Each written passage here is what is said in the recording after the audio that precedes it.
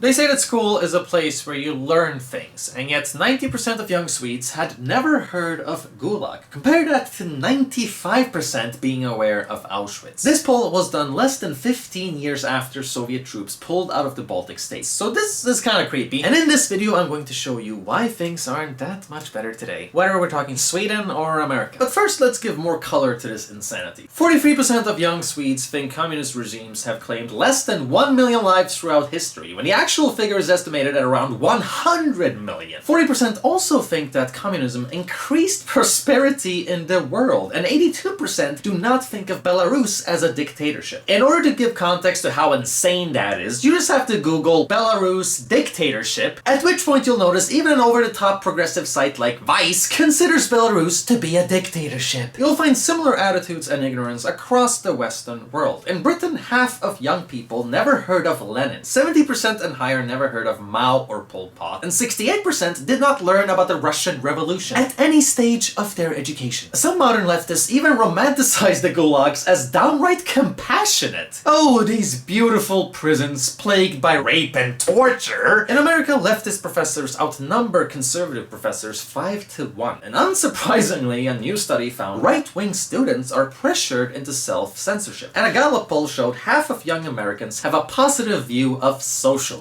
Yet nobody seems to actually know what it means, because in the same country, 67% of Americans, all ages, view bigger government as a worse threat than big companies. And only 25% wanted more regulation of the market. Now, 44% agreed that government should do more to solve our country's problems, but that's such a bland, vague statement. Of course, everyone wants politicians to be more responsible, but that statement doesn't reflect what political solutions you want to apply in practice. This is where socialism finds its power, by constantly keeping it vague, blurry, and nice-sounding, spewing pretty words and tired cliches, instead of actually addressing the issues inherent in their politics. So when you ask a leftist a question, they'll just call you racist instead of answering it. They also kidnap words and give them absurd meanings. So all of a sudden, equality means you're not allowed to joke anymore, because comedy can hurt people's feelings, and if we want to live in a fair world, everyone needs to be equally miserable. That's why Swedish textbooks educate students on structural racism, how racial oppression is everywhere, in movies, our music, and even our dinner time conversations. And we just don't notice it. And do not forget, especially, how offensive comedy instills racial hatred in our collective social structure. Damn. A high school student notified me of this flyer that was put up by the faculty. It's meant to illustrate to students how sexual violence works. But it was just a joke. What does it matter? Sexual violence is part of a pyramid. Your joke contributes to violence in our society. It starts with sexist, homophobic, transphobic joke and problematic language. Then it leads to harassment, rape, assault, murder!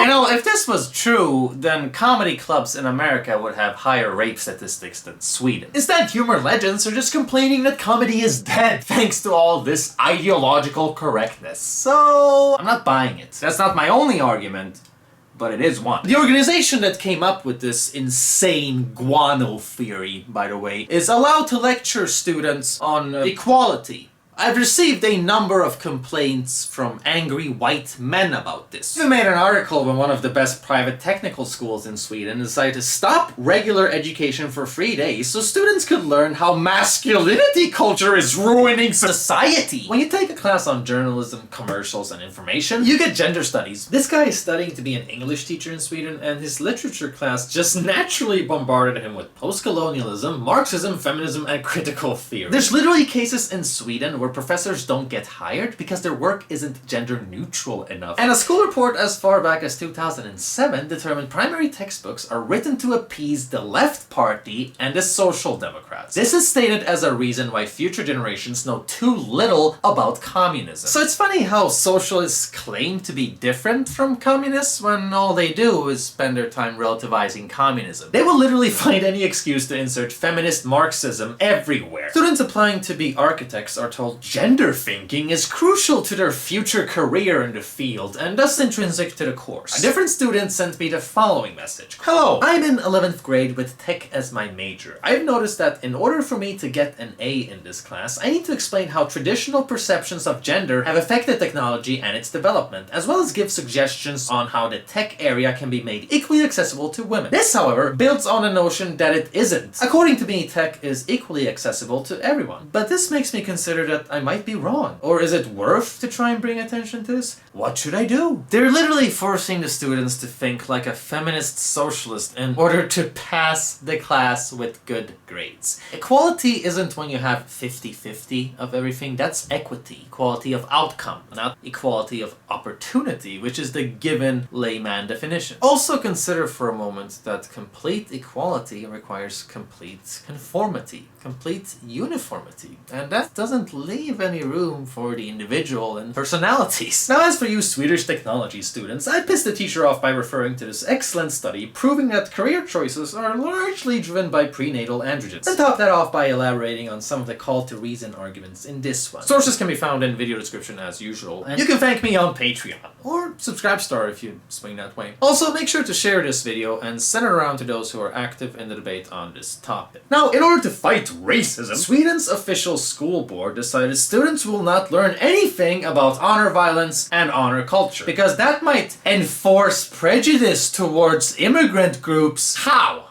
By making the perpetrator look like a perpetrator and the victim as a victim? Good God, such terrible consequences of education. Of course, this pissed off one of the few organizations in Sweden that actually combat honor culture. Feminists are keeping this violent, misogynist subculture alive by making it invisible. This is an official State Department, and for a feminist government to care this little about immigrant women is an empathy deficit comparable to a genuine Nazi government. You're just protecting predators here. I live in Sweden, for those who are new to this channel, and I can tell you that socialism really only appears attractive so long as people don't read up on it. When you find out the hard way what's justified as welfare in this country, it kind of blows your mind, so don't forget to check that video out if you haven't done so thus far. Just click in the corner. When Bernie Sanders tries to use Denmark as an example of democratic socialism, he's lying. The country's own prime minister has made it clear it's not socialist, it's a market economy. And compared to Sweden, Denmark isn't culturally socialist either. That's why they practice free speech more than Sweden, have less problems with immigration than Sweden, and get called racist for no reason by Sweden. Speaking of which, let's get into my country's brainwashing program. More than 60 schools in Sweden practice a tolerance model where they isolate female students to instruct them not to date racists. Because if those white men are starved socially and sexually, maybe they'll be less angry. Great model. It's obviously working. So why don't we start doing this to socialist students and Muslim students as well? I mean, when you look at the official facts and statistics, it kind of appears that those two groups are the worst with anti-Semitism and terrorism. So how about some socially responsible social engineering there too, huh? Oh, no. Now you don't like my idea? Because it's discrimination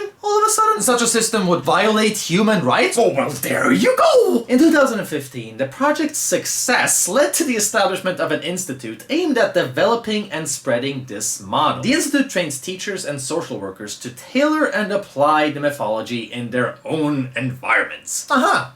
Well, I guess that explains why so many teachers are scaring their students with lies about the Conservative Party. I've been showered with comments about this ever since I started up my channel, leading to this old video where the comment section is full of even more testimony. Anything from teachers saying that Sweden Democrats will literally deport every immigrant when they gain power, to Sweden Democrats being Nazis who want to remove democracy so they can start up concentration camps and kill people. Just any insane nonsense that will make people not vote for Sweden's anti-socialism, anti-feminism party, or support any idea that's been associated with them. Some teachers even lower grades if they found out that someone has political sympathies that they don't like. This is a homework assignment from school. A 7th grader whose teacher is literally asking the students to argue against the idea that Sweden can't afford endless immigration. Because apparently this is a racist SD idea, even though it's something all serious economical scientists agree on. Open borders is in conflict with the welfare state. Even Bernie Sanders says that. Yet our teachers don't? Hello! The Soviets used the phrase ideological subversion. What do they mean by that? According to my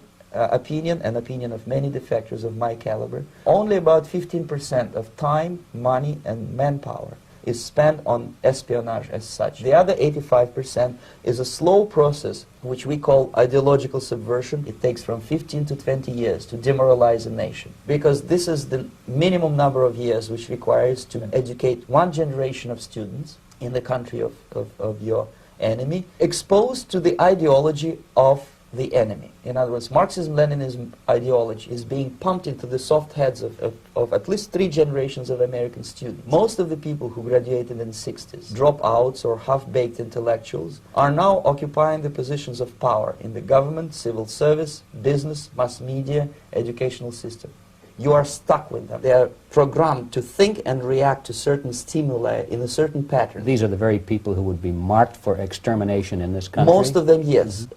Simply because the psychological shock when they will see in future what the beautiful society of equality and social justice means in practice, obviously they will revolt. They will be very unhappy, frustrated people. And the Marxist-Leninist regime does not tolerate these people. Unlike in present United States, there will be no place for dissent in future Marxist-Leninist America. The architect of Sweden's primary school was a socialist who supported the communist invasion of Afghanistan and deeply appreciated East Germany's communist dictatorship. So much, in fact, he sent Sweden's Minister of Education there to learn about their school system and begin a collaboration against what they considered to be bourgeois school policy. For many years, Swedish-German teachers were trained there. Textbooks would get quality approval from communist Germany. Textbook authors were invited to study travels, and Swedish school bureaucracy gathered general inspiration. When he was given an honorary degree by an East German university, Arvidsson's thank you speech acknowledged Swedish schools as a tool to prepare socialism. And given 90% of students don't know the horrors of communism, aka complete equality, I would say that they succeeded pretty well in their mission statement there.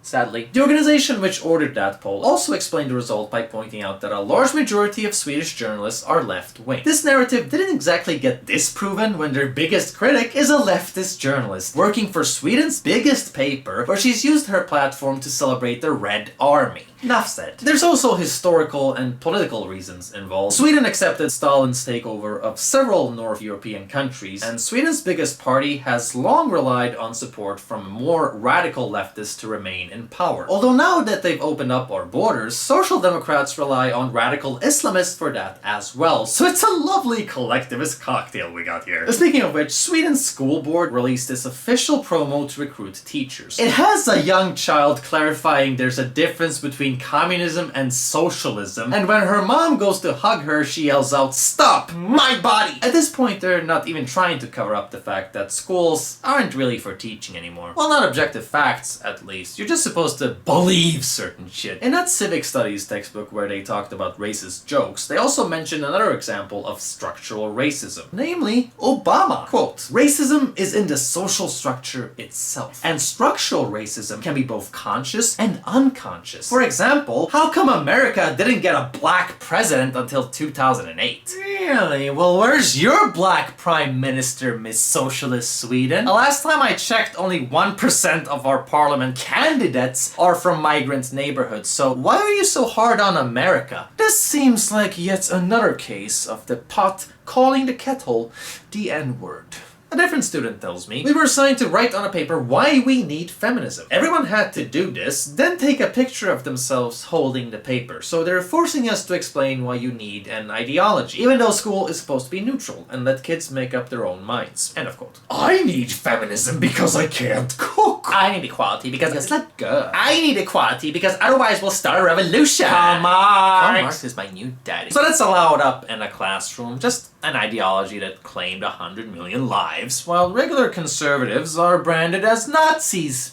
Seems fair. Here's a picture that was handed out in a class made by the teacher as an attempt to smear both Trump and our conservative nationalist party. Now you can consider Trump an utter finger-smelling, orange, hasty-minded bowl of goblin balls. But even when you hate the man that much, even when you dislike his policies that much, this is still insane. Sweden helped Nazi Germany extend the Holocaust when the governing Social Democrats sold iron to the Nazis. That's Swedish socialism for you, while capitalist America was fighting those those Nazis. So this is really embarrassing, and I certainly hope nobody sends this video to Donald Trump. It would really be a shame for Swedish-American relations if Americans could see what Swedes are saying about them in public schools to students who might grow up and become revolutionaries for Russia. Social justice tends to come with a load of terrible surprises, given that the road to hell is paved with good intentions. The effect in practice from this so-called charity is people become more collectivist. When you can't stop talking about race, people can't stop thinking about race. And this is why Swedish neo-Nazis publicly applaud left-wing identity politics. When teachers fight racism in their widespread smear campaign of the Sweden Democrats, it often leads to young students being bullied and threatened with violence. In some cases, it's so severe they're forced to change schools when they sympathize with the party's ideas, even though these ideas are widespread amongst the population. This high school senior told me about his so-called mistake to express his opinions at school. Since then, he's been bullied, spat on, and threatened by Muslim students. 1 year later, after he went to the police, and after the guilty ones confessed, still nothing has happened. The faculty are fully aware, yet choose to do nothing, and the police didn't bother calling him back either. Because the only thing Swedish schools know how to do is tell young women not to bang this guy, because that's somehow gonna make him less aggressive. He even tells me that his classmates share his opinions, but are living in fear. And it's so ironic how socialists want it this way, considering how much they talk about inclusiveness and how social exclusion is a breeding ground for extremism. All this harassment and bullying and pain wouldn't be happening if teachers weren't trying to convince their students that regular conservatives want to put immigrants in concentration camps. It also reminds me of Trump derangement syndrome, and how it can make people so insane that they will actually scare children to tears just so they can make up a political argument against the man, not his ideas. Children are crying because you're lying to them about America becoming the Third Reich, not because anything is actually happening. Is the institutionalization of white nationalism in state power and statecraft. Trump's ideology is white supremacy. So America is Nazi Germany now? You keep talking about how fear breeds hate, breeds extremism. So why are you trying to scare the shit out of young people and eventually make them hateful? The institutionalization of white nationalism. So America fought the Nazis, saved the world from the Nazis, only to have communists take over their colleges, then travel all the way from California to Malmö to tell Swedish people that America now is lost to white nationalism.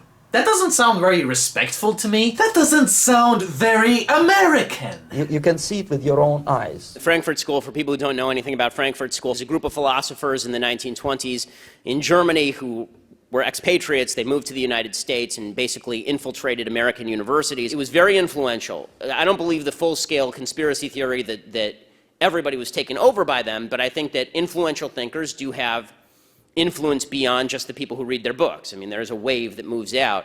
And in academia, there's no question that people who don't even know they've been influenced by Frankfurt School ideas have been influenced by Frankfurt School ideas. When Karl Marx wrote Das Kapital, what he was trying to do was describe how he thought society was going to work. It was actually descriptive, not necessarily proscriptive. He thought class warfare would eventually break out and destroy the capitalist infrastructure. When that didn't happen, World War I basically dissuaded the international left of this because there was no class uprising to start World War I. It turned out that poor French people were happy to fight poor German people, and all of them were happy to fight poor Russian people. So what the Frankfurt School decided is in order to make this change happen, we can't just wait for this change to happen, we have to change the culture. And in the 60s, what they discovered is that instead of using class, which is difficult. It's difficult to get a poor white guy to sympathize with a poor black guy. Instead, what they would use as a proxy is racial groups. They would use racial groups to tear down the United States and the capitalist system, suggesting that racial groups are the victims of capitalism. If we can just pose a racial group against a racial group and mix in a little bit of socialism in there, we'll end up with a more civilized world. The Soviet Union actually pushed this message in the 60s when it would put out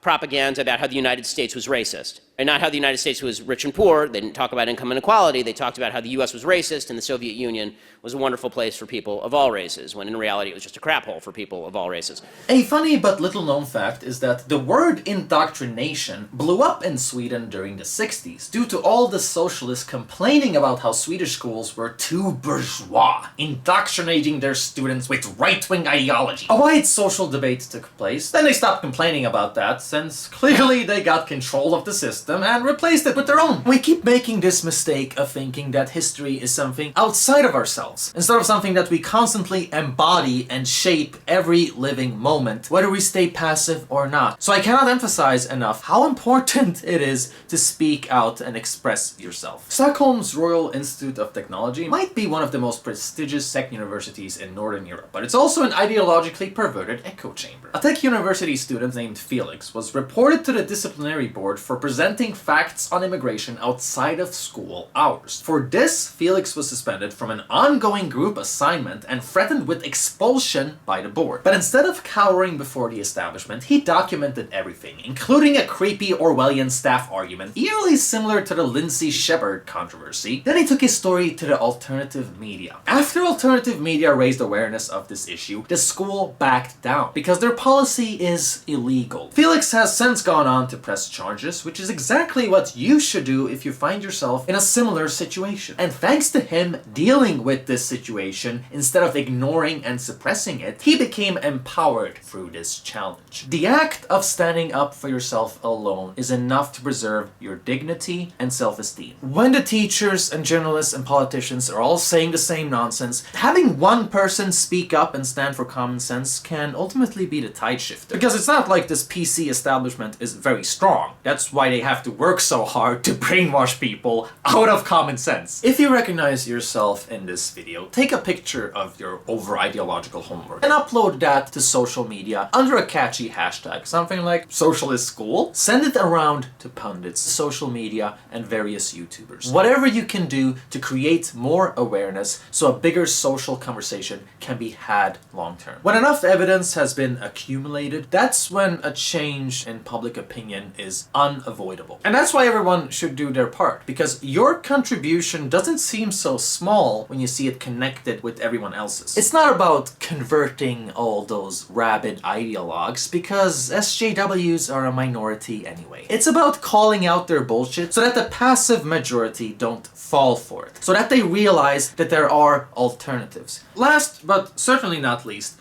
don't feel bad about being retarded. Clearly those grades aren't about rating ability and intelligence. They're about creating model citizens. The internet is richer and better than any school if you know how to use it properly. All the information that professors, experts, economists, and psychologists use is right there for ordinary people to take part of. So all I'm saying is, if you want to prosper in life, given that there's so much knowledge out there that you're not even aware of yet, should you really be taking your life advice from the guy making 40k annually trying to run train on Karl Marx?